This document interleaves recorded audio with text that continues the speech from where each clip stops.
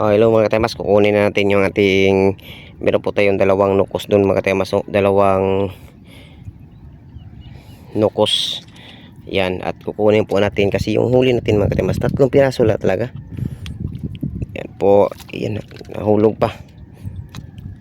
Ayun puting itlog mga katemas, yan po ay kukunin po natin yan kasi ilalagay natin dyan mga katemas, so dyan. Ayan po mga katemas, meron na po tayong 3 pirasong nukos.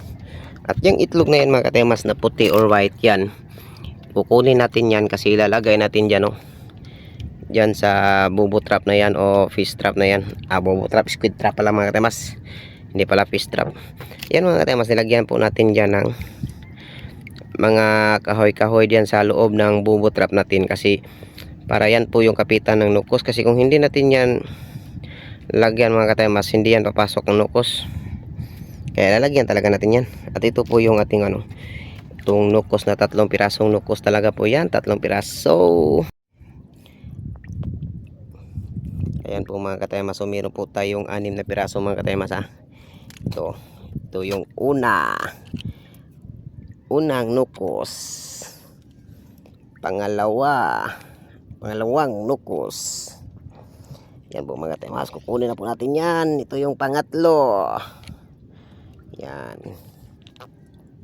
at ito pa po yung pang-apat.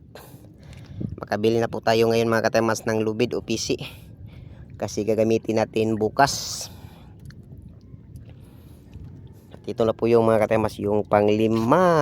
Yan po, pang-5 nukos natin mga katemas, oh. Yan, pang-5 nukos po yan. At ito po yung pang-6.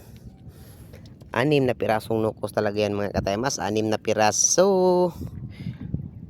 Okay. Yan po mga katemas, ito po yung huli natin kanina mga katemas. Meron po tayong 4 na piraso mga katemas, oh. Yan po, meron po tayong 4 na piraso kanina mga katemas na huli. 4 at may 6, ay meron na po tayong mga katemas na 10 piraso. At yung itlog mga katemas, kukunan natin yan ng nasa 2 siguro. Yung dalawang linya mga katemas, yung isang linya doon na maliit at ito na malaki-laki, kukunin natin yan kasi ilalagay natin yan sa tatlong bubo natin mga katemas na walang itlog.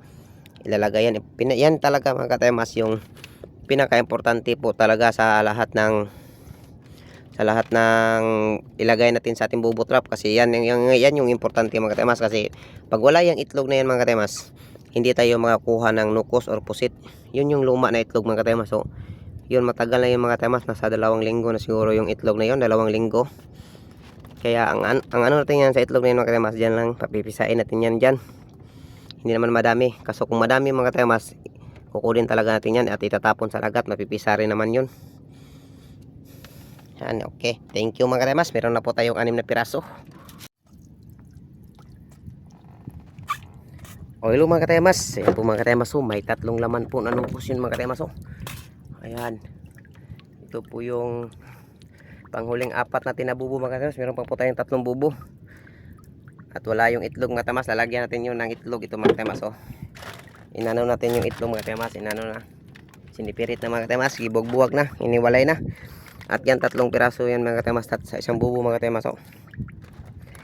Madami itlog mga katemas, pero hindi pa natin yung jokonan kasi meron po tayong lalagay doon. Bukas na siguro yan mga katemas. At ito mga katemas, ito po yung kanina mga katemas, 10 piraso po yan, 10. Yan, at ito 3 piraso po mga katemas. Thank you. Sa katulad ng pagka-subscribe sa ating YouTube channel mga katemas, baka naman pwede ka nang pag-subscribe dyan at i-hit ang notification bell para kayo po i-update sa mga presko na itong isda o preskong nukos mga katemas. Ay mga katemas, malakas kasi ang agos mga katemas, kaya medyo magalaw-galaw talaga yung bangka natin. Malakas ang agos, malakas ang agos na